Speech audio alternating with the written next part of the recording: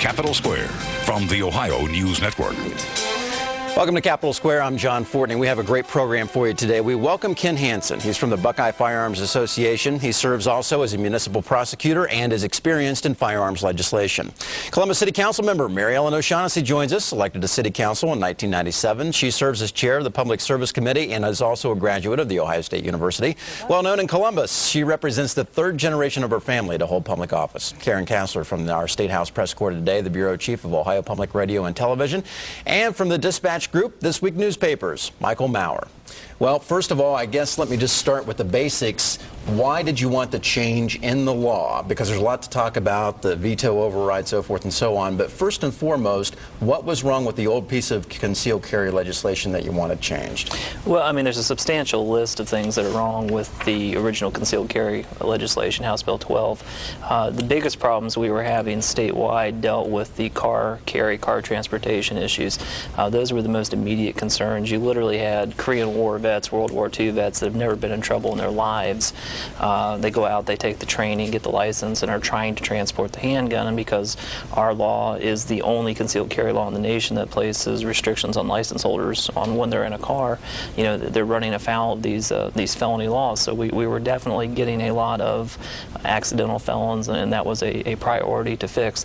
The other major problem we were having was a lot of municipalities were attempting to further regulate what license holders could and could not do, and that was and still is causing problems for license holders. What is so wrong with that? Because from city to city, we do have different ordinances that regulate different activities. What's so wrong with that when it comes to firearms legislation, in your opinion? Well, I have a license to practice law in Ohio. When I go to Toledo or Cleveland or Cincinnati or wherever, I can practice law in that state, and I've got that city, and I've got a pretty good idea how to do it. It should be the same with my license to carry a concealed handgun. I don't have to look up when I'm going into a city to see whether that particular handgun is legal for me to carry in that city. It's an idea of putting everyone on notice, giving them one set of rules to follow so that they have a reasonable chance of complying with the law. And Maryellen, Columbus is really upset about this. I know the mayor has been very outspoken because of the assault weapons ban tied into the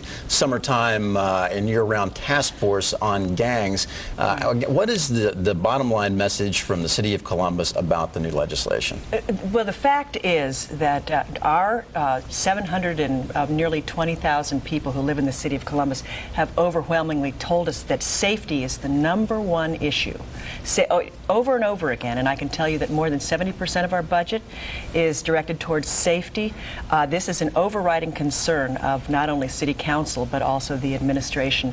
When the federal government allowed the assault weapons ban to expire and the state government did nothing to make sure that our citizens were safe, we as a city felt that we had to do as we're elected for, to protect the health, safety, and welfare of the people that we serve, we felt we had no other choice other than to go forward and do our best and our due diligence to make sure that there was an assault weapons ban in place that could be enforced. We've had that in place for about 1.5 years now.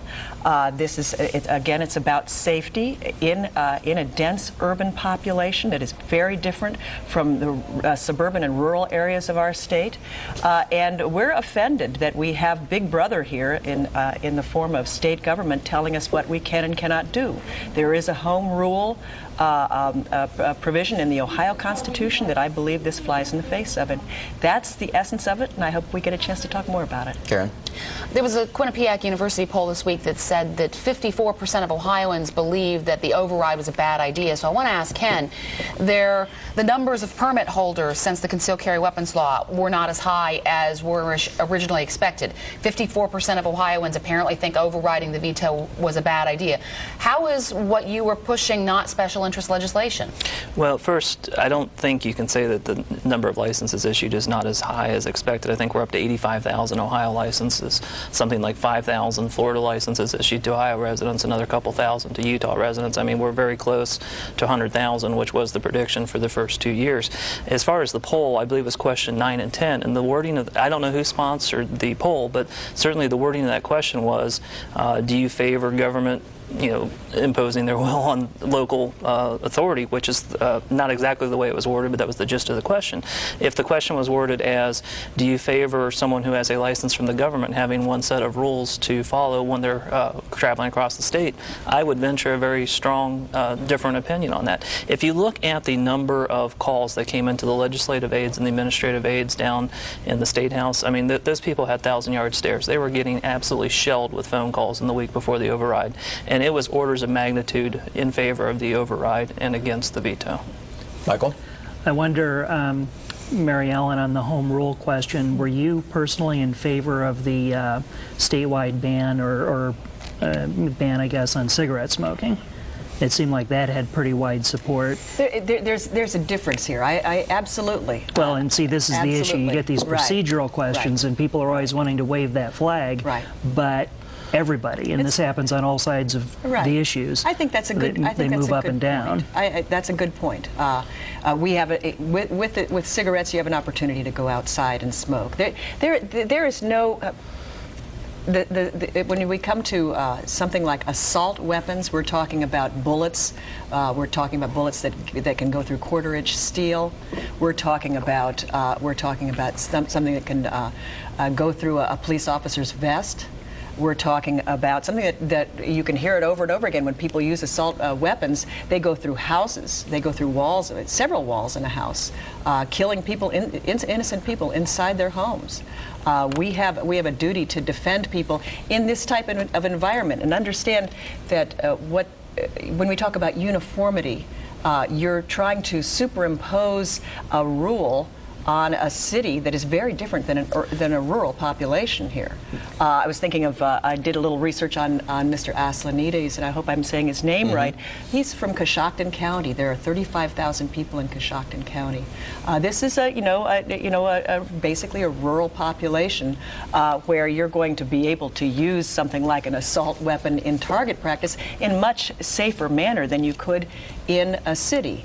I would have a problem with somebody transporting assault weapons through the city of Columbus because that gives them an opportunity. These things are designed to kill, and we don't want them in the city of Columbus, and we should have the right to be able to make that decision to make sure that our population is safe. There's a lot of people in the media have never fired a handgun, an assault weapon, as they are described as. I have done that, and I guess the bottom line is you're absolutely right. You know, AK-47s, these kinds of rifles, they are designed to kill.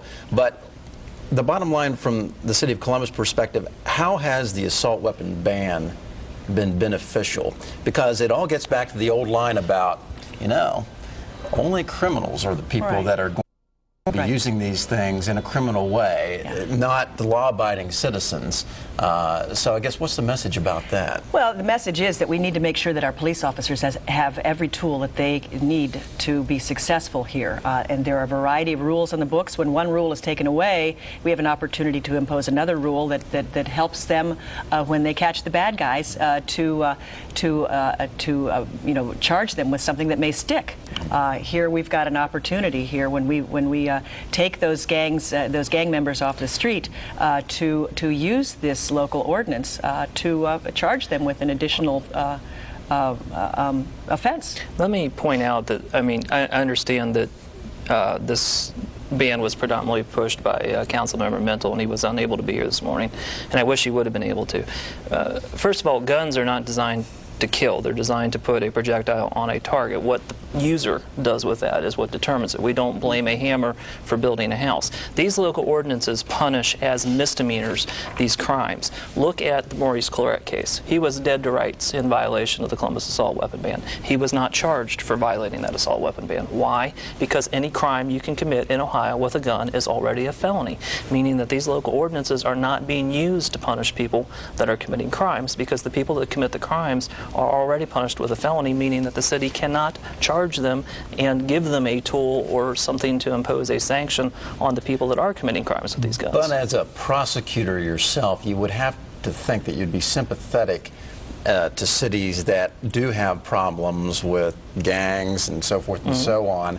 Is there a better way to prosecute them under existing law? Is that your message? Absolutely, absolutely. You know, Ryan McClinn, the mayor of Dayton, was talking about, well, we have a gunfire problem.